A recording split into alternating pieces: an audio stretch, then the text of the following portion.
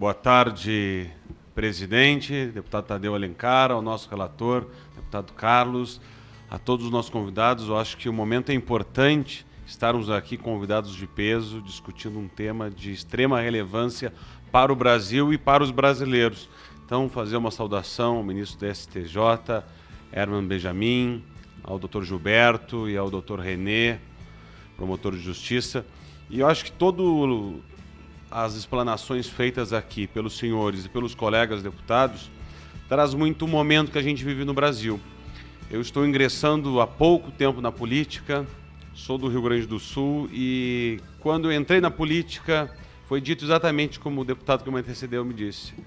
O pessoal me filiei ao partido e o pessoal disse assim, tira todo o teu patrimônio que tu tem no teu nome. Eu digo, mas por que eu vou fazer isso? Não, porque olha...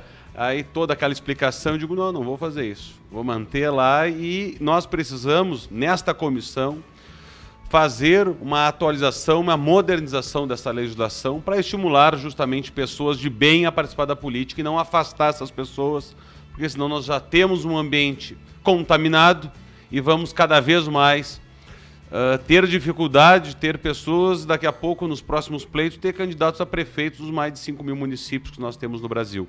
Então, nosso papel aqui é fundamental para que possamos aí fazer uma modernização da lei. O que eu percebo hoje em dia, e eu digo isso com propriedade, porque eu sou jornalista e sou bacharel em Direito.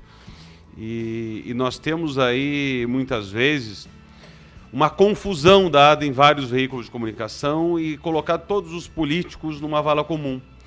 E uma questão que é a dificuldade da população de diferenciar irregularidades com improbidade administrativa. E está todo mundo colocado como improbidade administrativa. Né? Improbidade administrativa, pergunta para qualquer cidadão, é o que dito aí, é ladrão, é corrupto. Então nós temos, e quero fazer uma comparação, e o deputado que foi prefeito disse aqui muito bem, pega lá um jogador de futebol, marca 4 gols numa partida de futebol, mas erra 2 lances. Mas ele sai lá como aplaudido pela sua torcida. Um prefeito do município constrói 80 escolas municipais, faz um belíssimo papel, sai com 80%, 90% de aprovação no seu município, mas tem lá um ato e é estampado na manchete do jornal como respondendo um inquérito por improbidade administrativa. Então, acho que é necessário a gente ter um cuidado maior em separar o que são irregularidades e o que é improbidade administrativa. Eu fiz algumas anotações aqui e momento importante para reflexão foi colocado pelo Dr. Gilberto, o artigo 13, na questão da declaração de bens, de patrimônio. Então, na verdade, o que nós temos no projeto foi retirado do que nós temos na atual legislação. A ideia é justamente que possamos, então, só para deixar claro, manter a atual legislação do artigo 13 para que possam ter declaração do patrimônio também os cônjuges, filhos, enfim. Né? Essa é só para deixar claro que eu acho que essa deve ser a ideia. Independentes econômicos, isso mesmo.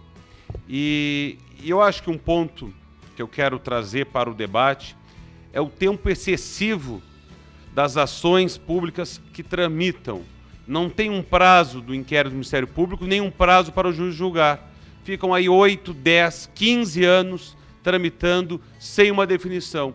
Enquanto isso, tem todo o gestor público bancando um advogado, também sangrando todos os dias nas manchetes dos jornais sem ter uma solução para essa situação. Então, trago para que nós possamos ter aí, de fato, um prazo, um limite, para que possa ser, então, tanto o inquérito do Ministério Público, quanto um prazo para o juiz julgar.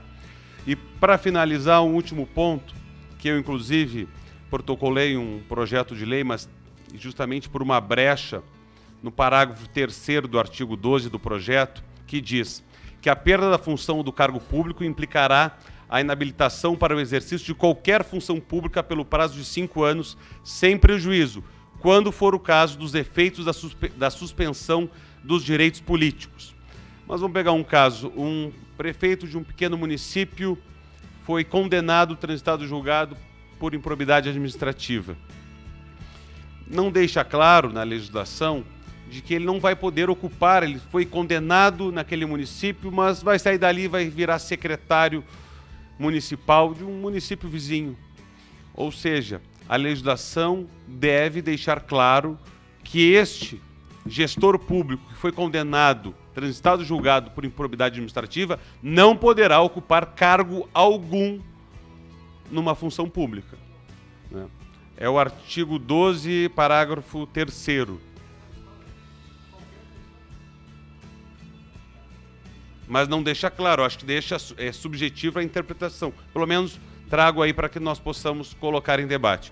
De qualquer forma, agradeço mais uma vez, acho que devemos ter outros momentos como esse para debater e discutir.